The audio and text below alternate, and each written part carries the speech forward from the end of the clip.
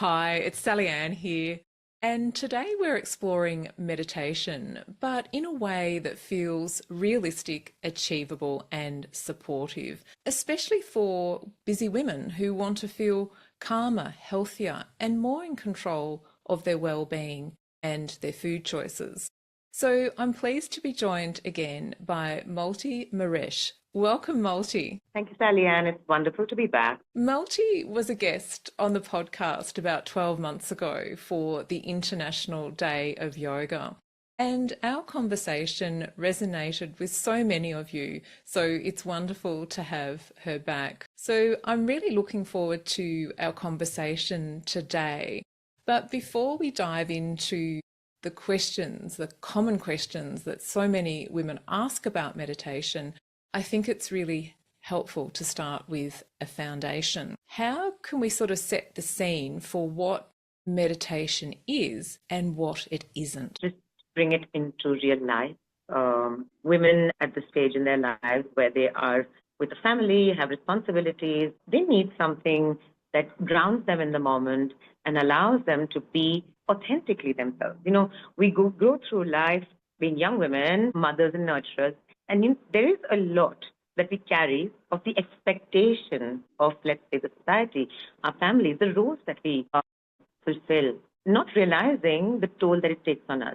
And honestly speaking, when we start to learn this tool of meditation, it gives you an inner root. Let me give you a simple example. In the jungle, when people lived thousands of years ago, they never had a mirror.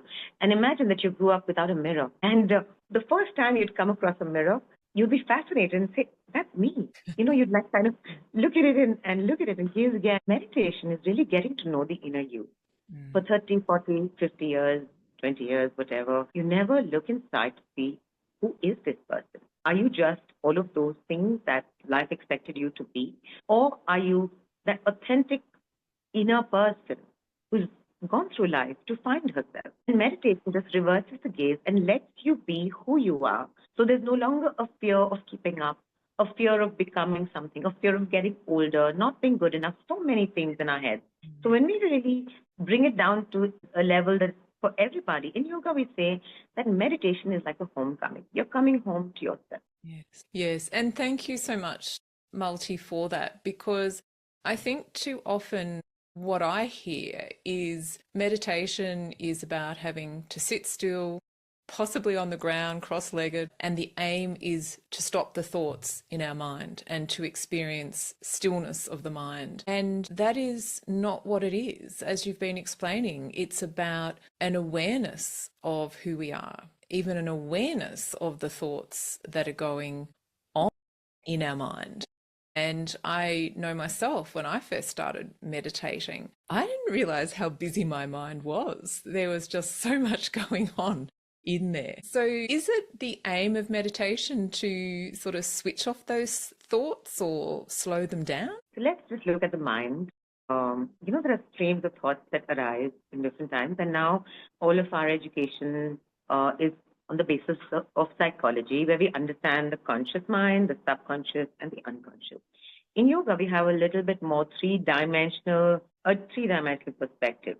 So if you would imagine like a computer, there's an input and an output. So the input are our senses, yeah? And that's called the sense mind. So you're talking to me and you know about it because your eyes recognize me, you've seen me before, you know me. This is your sense mind. And if there was somebody else pretending to be me and you'd seen me before, your sense mind would say, hey, that's not her. This is how your sense mind works. And then your decision-making mind. So this is called the manas, so that you understand. The buddhi is the one that makes the right decision. Is that her really? Yeah. And then the fourth part, think of it as four tires of a car. And then the fourth part is the ego.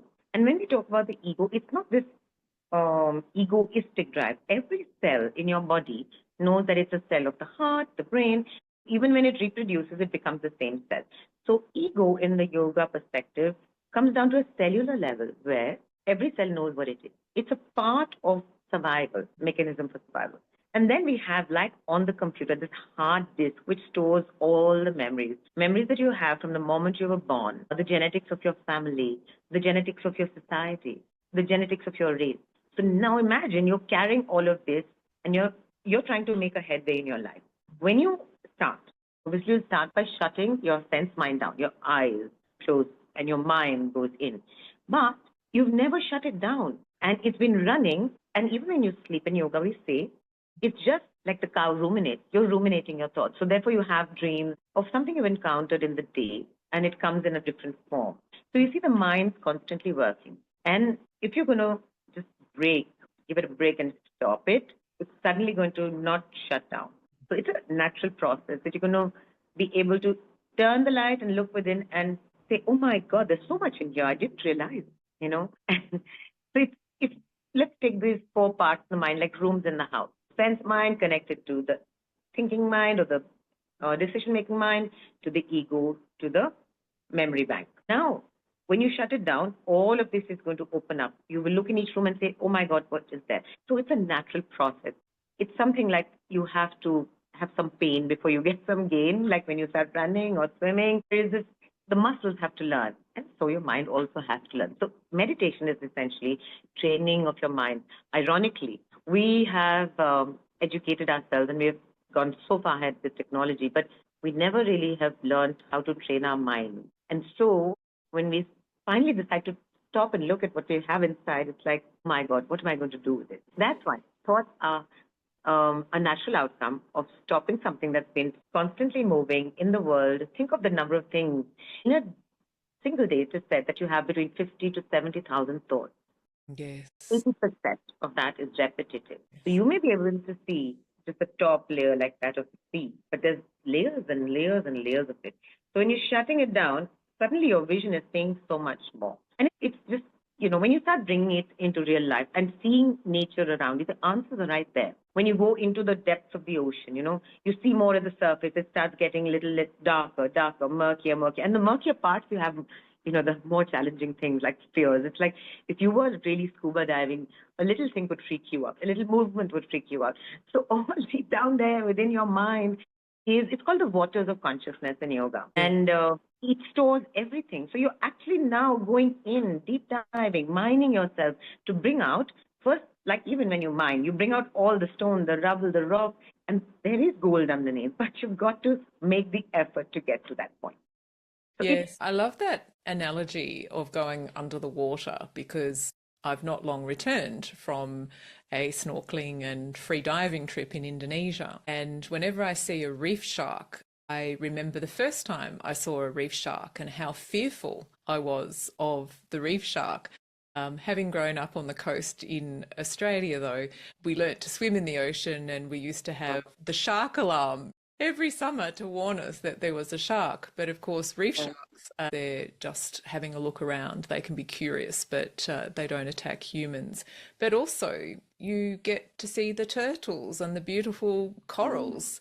So I suppose this is how meditation and mindfulness work together. We get to see a more complete picture. We get to see what is working well in our mind, the thoughts and the practices we have that are positive for our health and well-being versus those that are holding us back or making us fearful or upset. But one thing I wanted to say before we get going is that I loved also that analogy of the room, you know, for the sensory mind, the thinking mind, the decision mind, and the ego, and then the memory bank, because I'm on a project at the moment of literally decluttering our house. And it came to me that in many ways, meditation, it's not obviously as active as physically decluttering your house. It's more about observing, I suppose, and letting go of what doesn't serve you.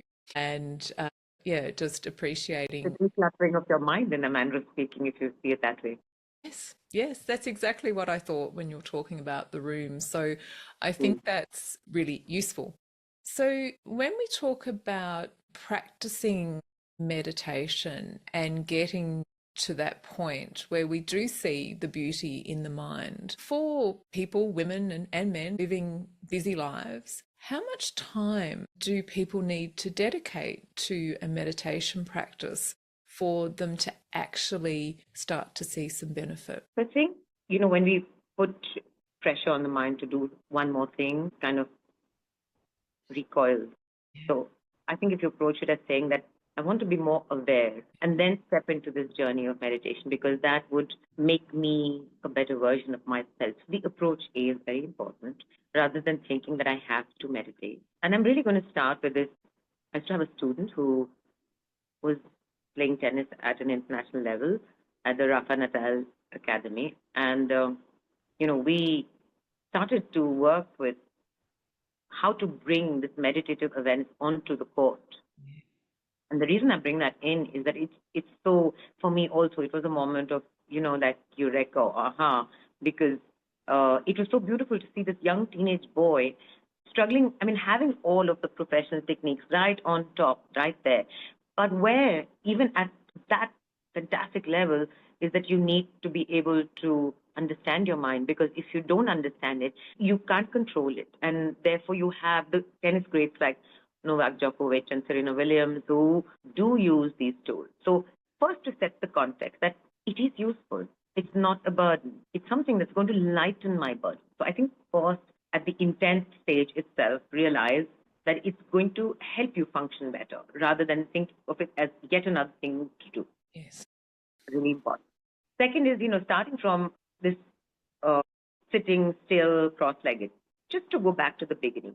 When thousands of years ago, classical yogis found yoga and then progressed it. And there are many branches that bring you to meditation, because meditation is like the fruit of a tree. It has to come to that maturity to be able to function and become part of your consciousness. And the reason that they start, if you understand the real reason why they start like that, it's really simple. Electricity flows in circuits in straight lines the best. So if you sit in a cross-legged position, you're creating a triangular base, and you're like a pyramid. The base is triangular. There's a right angle which goes from the top of your head to the knee. It makes a whole right side, a whole left side, a whole front. So that was the reason why it was recommended. But life has moved so much. Things have changed so much. You can't take anything rigidly. You have to flow with life, And so it is about finding little moments, like the moment you wake up in the morning, sit down, stay in your bed in stillness, because even before you wake up, your mind's already jumped to the bathroom. You know exactly where to go, where your toothbrush is, you know what to do. You've already got it all together. So it's just about starting by creating moments of pause. And you guys down under are so lucky that a lot of you live on the coast. I'm sure you'll go often to the ocean. As soon as you reach a place that's natural with nature, start to connect your senses. Feel the breath in your nose. Feel the air on your skin, the sand beneath your feet. In those moments when you just are completely present, that is the starting of the meditation journey. So if you wake up in the morning, sit in bed, don't jump out. Give yourself a few moments to steady, still, prepare yourself. Just see your day ahead of you. Prepare.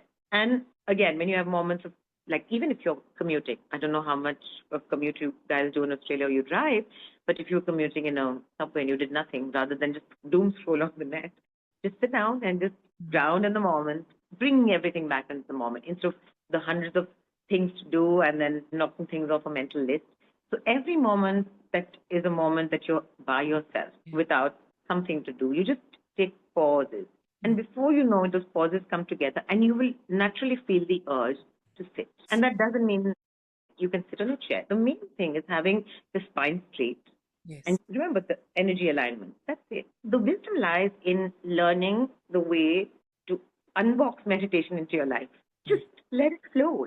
That's it. Yes. And a couple of things that you raised is what I observe in my work is that many of my women who have been clients and maybe started eating mindfully 3 years ago, when I touch base with them, they say that mindfulness is now rippling into other areas of their life. They feel calmer. They don't get as stressed. And many of the ladies that I work with do have emotional and stress eating habits, but because they're learning to be calmer and be more present in each moment, there's not as much stress. And they're finding, as I said, that it's just having that natural rippling effect that you're mentioning. The other thing that you mentioned, which was a reminder for me, was I started sort of extending my mindfulness practice, my mindfulness meditation, when I had a bus commute of a morning. It was a 35-minute trip. I literally used to set the timer for 30 minutes and used whatever amount of that time I wanted just to observe the breath, maybe do a visualization practice, whatever was suitable for me at the time. So we can, as you said, gradually connect those pauses and those quiet moments in our life to, enjoy the calm and that space. Because what I often say, Malti, is that meditation helps create space in our mind, but also in our day. We seem to be much more efficient.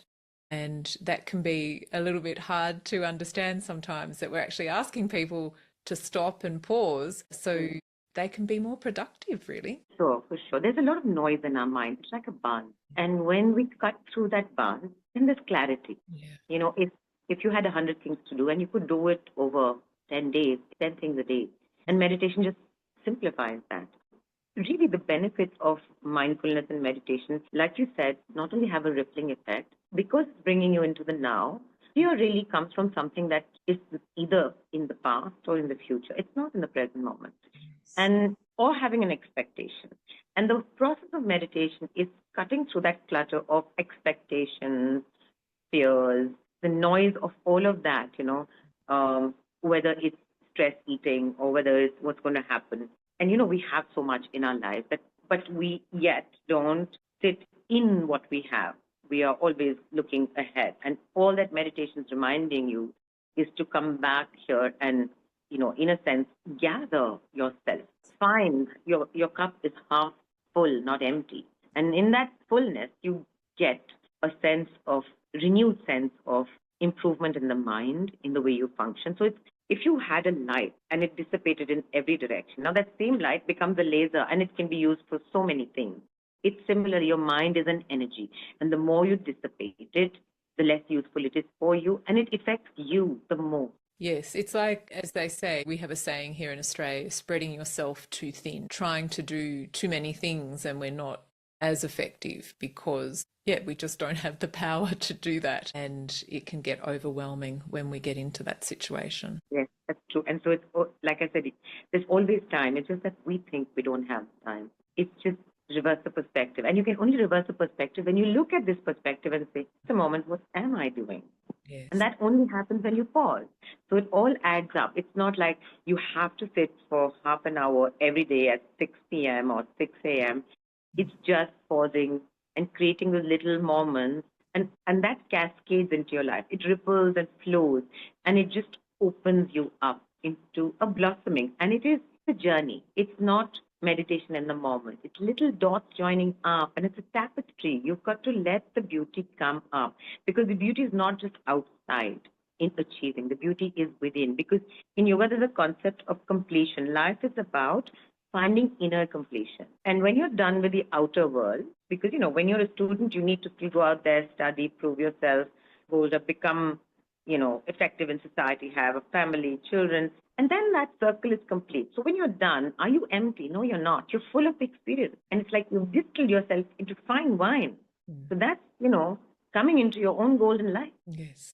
Yes. And I just know that some people probably would like some guidance and probably more as a commitment to stick to. So if someone wanted to create 5 minutes just to start this concept of taking a pause, would you recommend they do it in the morning or any time of the day where they can just practice this pausing? Some people are very busy in their minds, and if they do it in the evening, they fall asleep 5-10 minutes, and it's like, because what happens, if you understand the process of meditation and yoga, you're pulling back, you're pulling away from the senses. Like when you're falling asleep, there's this moment of lovely languidity that just flows into you, and you're like, you can't move, and it's blissful.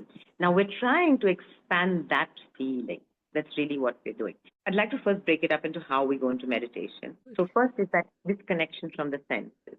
And what happens 90% of the time is because we haven't trained the mind, we don't know how to stay awake, so you fall into sleep. Meditation goes from that languidity into this one-pointedness, and then it moves into meditation.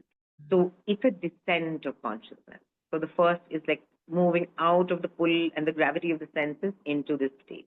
So you need to find which moments you're the most relaxed. Some people are morning people, some people are evening, night birds. So it works differently. Each one has an inner circadian clock for themselves. So they need to find it. And when they understand that, then it becomes far more natural. So that's important to go with the way you find it best. Sometimes the need is not so much for meditation as it is for relaxation, especially when you've had a lot of things in that day. It's like I would just say, go lie down on your carpet, go lie down on your wooden floor, feel the floor beneath you, and just feel that stillness. So there are so many ways in which you can bring meditation in. We think of it because it's this image in our heads and we're so image driven that we just see this cross-legged position. No, just lie down on your back. Breathe as if your whole body, like a balloon, is expanding. So you could use it in a plethora of ways. But yeah, to simplify it, like find points in the day where it's the least busy, where you're with yourself for a few moments, and it happens with everybody. Like if you could anchor your two ends of your day. And then let it build, in the moments where you've just finished a swim, you're on the beach, you're walking through a garden, even when you're driving, you're not obviously meditating, but you're looking and you're just focusing on gazing into the vastness of the landscape.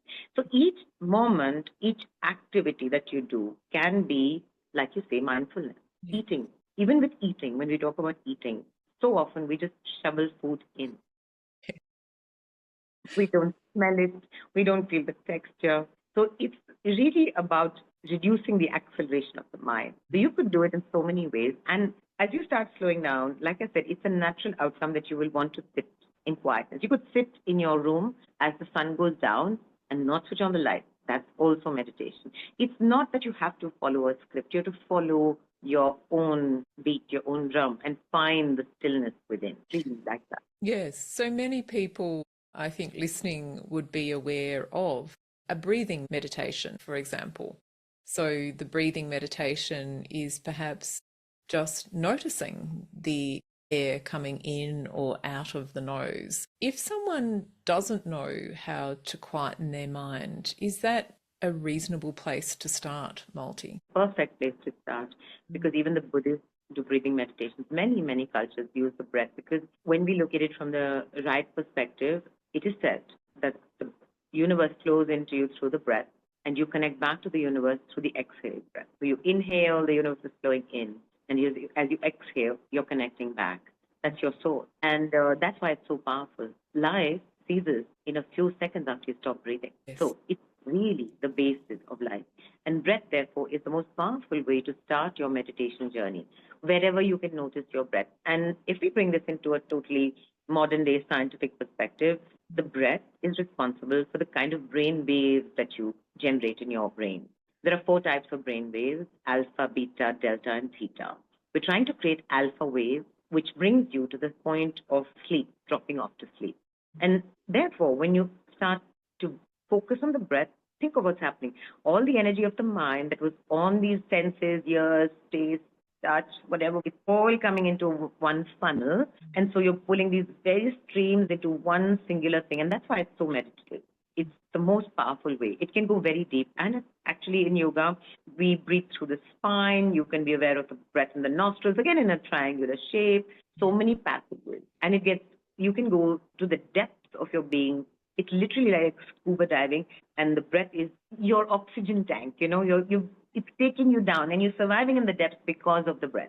And that's exactly what it does even in meditation. Yes. And it is really interesting what science is showing us. I know in the area of mindful eating, for example, and the practices of mindfulness, is that we can trace the different areas of the brain now, and we know that the emotional centers of the brain are much calmer. And someone who has a regular mindfulness practice, their emotional center is not as highly charged. It doesn't react as much, and it means that they don't feel like they're reacting all the time in life, or that they have to reach for food to soothe this discomfort that they're feeling.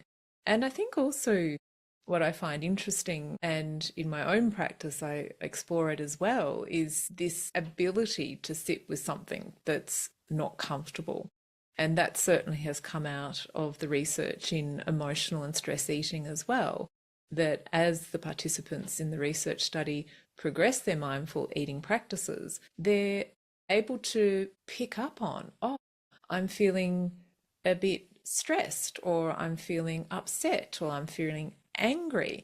And they're able just to sit with that rather than thinking they have to do something with it. To that, I want to add another perspective to this, something about stress eating. Yeah. When you're stressed, obviously the stress hormones are flowing through the body, the Yes. cortisol, the adrenaline. And what essentially food is doing is giving you a serotonin boost. And that comes from beneath the emotional brain, from the reptilian brain, which means that's the part where survival comes from. It's the part that you cannot regulate. And so when the threat perceived, which you've not perceived, but your system has perceived it is large, it needs to feel reassured. Because out in the jungle, if you were fed, you were safe and you could be alive. You wouldn't starve, you know.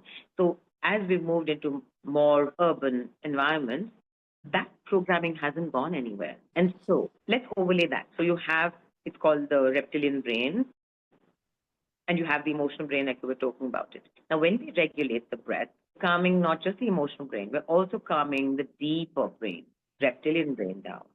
So that it's always like a hit. You need the serotonin to come down. So if you don't go into spike, you start calming it down. It's a gentler flow. So you see that rippling effect that you were talking about is actually there in your brain wave. It's in that little graph that you will see as you start bringing it down. And it's very important to understand it from a really scientific perspective. Then you understand what you're doing. You're reprogramming your brain. Yes, yes. And it's a little bit like I was thinking about this before our call today, that you mentioned it as well about the muscles of the brain in meditation, getting fitter. It's not quite the muscles, but it's like when we go hiking, it's not like we're going to say, okay, I'm going to climb to the top of Mount Everest today. That would not be a very pleasant experience. So it is very much about that step-by-step approach to meditation as it is to physical fitness as well. So I think that's really important. And as you said, understanding the biology that when we perceive ourselves as being stressed, our cortisol and other stress hormones will go up. And this is why it's really interesting how people respond to stress. Immediately it might be that they don't feel like eating because they're more likely to go into the flight mode and take off, and we can't eat and run at the same time.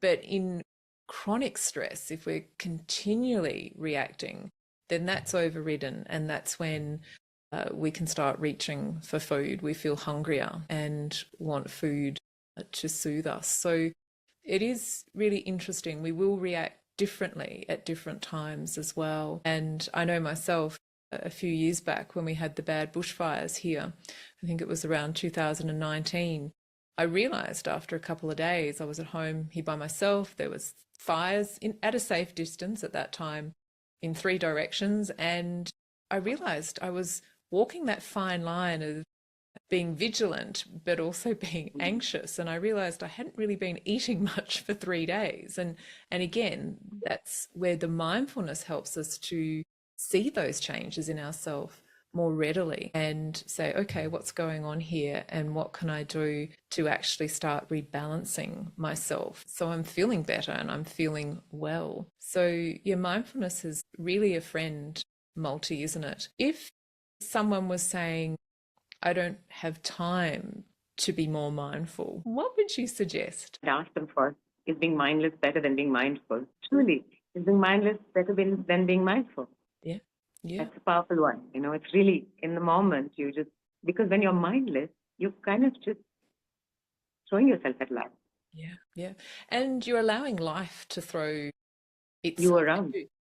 the other way around. It's like, it's kind of that image we sometimes talk about, the cork bobbing on the water. We're just going wherever the water takes us without any attempt to direct our path. So yeah, I think it is important to look at those benefits of being more mindful. And we've certainly spoken about some of them today in terms of that calmness. And there's health benefits as well. We know some of the earlier research with Buddhist meditators in terms of their blood pressure, for example. That was one of the first insights to how the mind and the body were integrating with each other. Malti, is there anything else that you would like to add in terms of the benefits of mindfulness and meditation at this stage? I think when I'd like to add this part of, you talked very nicely about this, it being a journey and going up to Everest. And so what is the thrill of being on summiting, on being right on top? You can look down and see the vista of your life and see the parts that are great, see the parts that need a little bit of fixing. So it gives you the perspective. So what is the mindfulness and meditation doing? Teaching you to be the witness. Yes. And this is a very important part in meditation, because what happens is that we like playing roles. You may be a mom, a wife, and we take that so seriously that it has so many implications. We have expectations which are very high, and so we are putting ourselves into the box.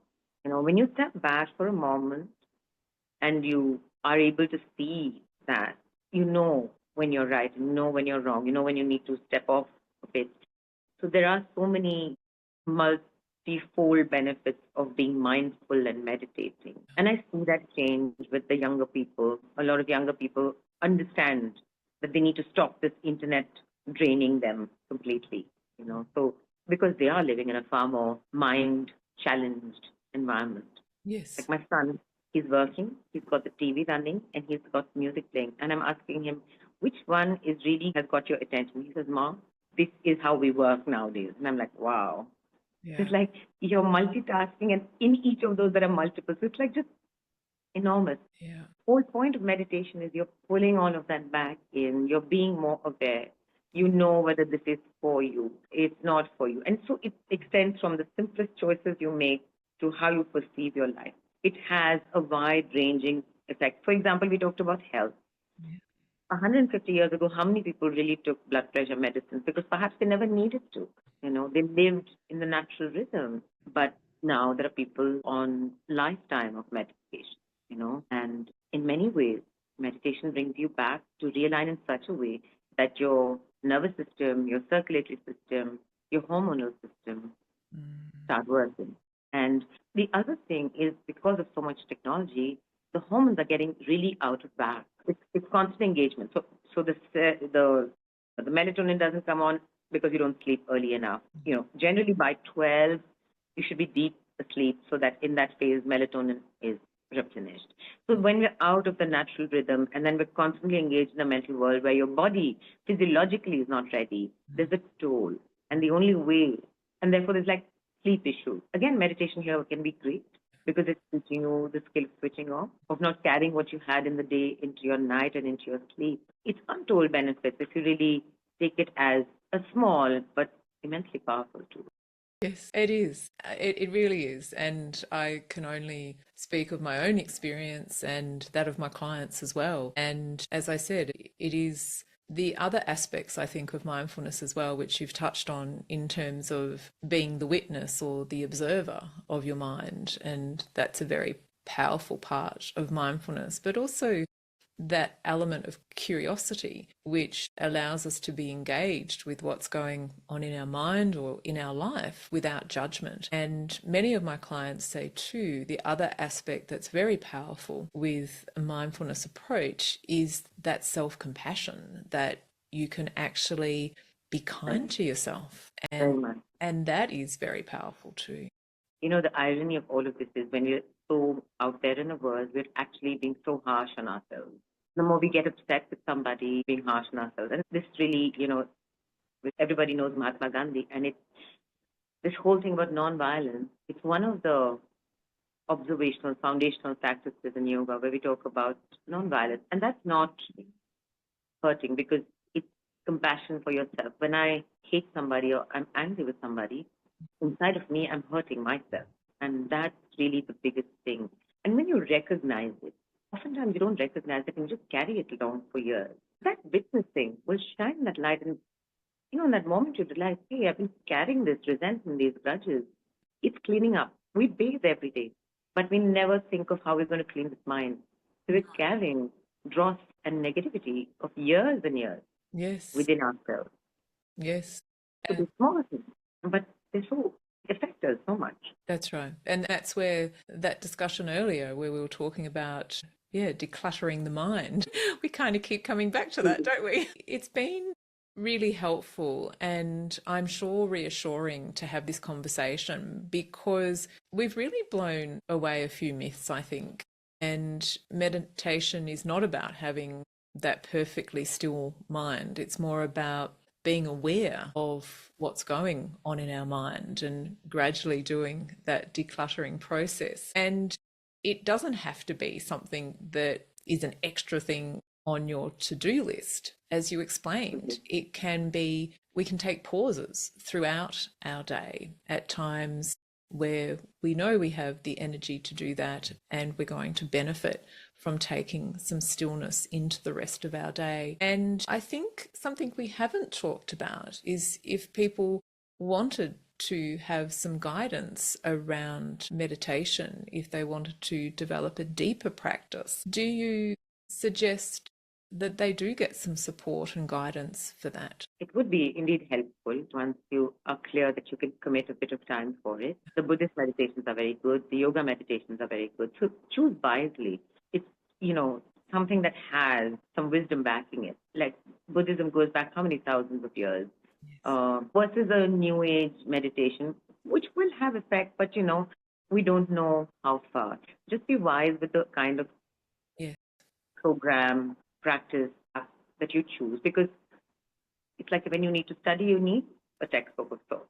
Meditation is the science of consciousness. So at some stage you want to study it, and there are many texts that deal with it. So it's important to get the right information. Do check the where it comes from. I think so too. And certainly in Australia, I tend to, people who want to do face-to-face classes, I tend to direct them to our Buddhist centres because I know the history of those centres and I know they're going to be guided correctly at those centres. And within the Eating for You courses, we do have some mindfulness practices as well to get people started. Malati, is there anything else that you would like to share before we wrap up? It's a journey of a lifetime. Make it beautiful. Yes. Learn to be mindful. I think really that. Yes, that's beautiful. There's to think about. Do you take the scenic route or the one that's less pleasant? And yes, we want to have a beautiful journey. So thank you for sharing that. And also, I'll share the link to the information about Ananda as well, if people are interested in finding out more about the wellness retreats that you offer there. What we do, we go back to what we call the traditional sciences at Ananda, and we support, let's say, your mindfulness journey with yoga. The physiological aspect is supported by Chinese medicine and Ayurveda at Ananda. So again, you are fixing the body and giving it the right environment for the mind to be able to reach that point of stillness. So it's important to have the right environment to be able to meditate. So yes, at Ananda, we do make it so much more easier because we're in the Himalayas. It's a space that is given to meditation very naturally, historically, for many, many thousands of years. So it is a beautiful journey at Ananda as well to experience stillness and mindfulness. Yes, it is. And I've been very fortunate to attend the retreats a few times in my life. If you're listening along and thinking, no, I can't quite get to Ananda just yet, then please check out the meditation resources on the Eating for You website.